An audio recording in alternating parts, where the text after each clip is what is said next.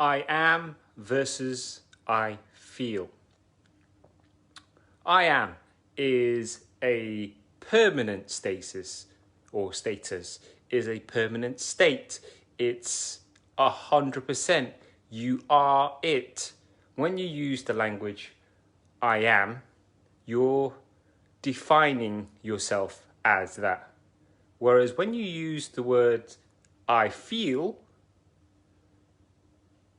what you're saying is it's a feeling. It's something that is potentially temporary as opposed to something that is permanent. So this has come up because we're more and more aware, we're becoming more and more aware of just how important looking after our mental health is, our mental state.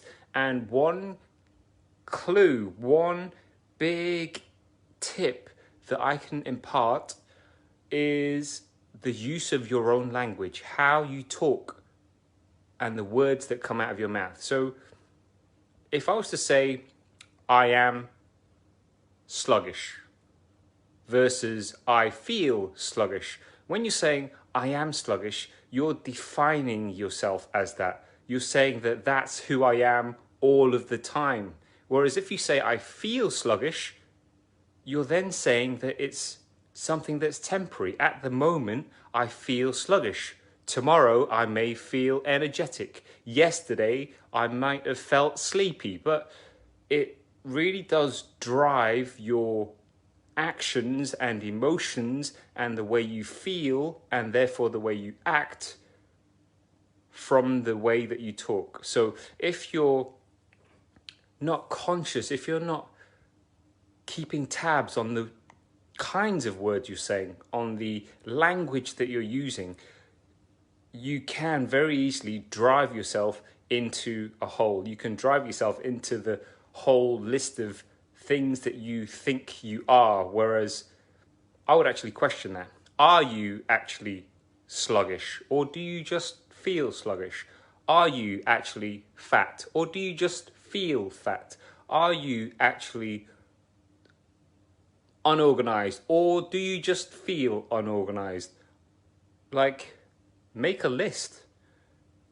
Make a list of all the things that you're calling yourself. Make a list of all the things that you say that you are, i.e. you say, I am XYZ, and then put against that list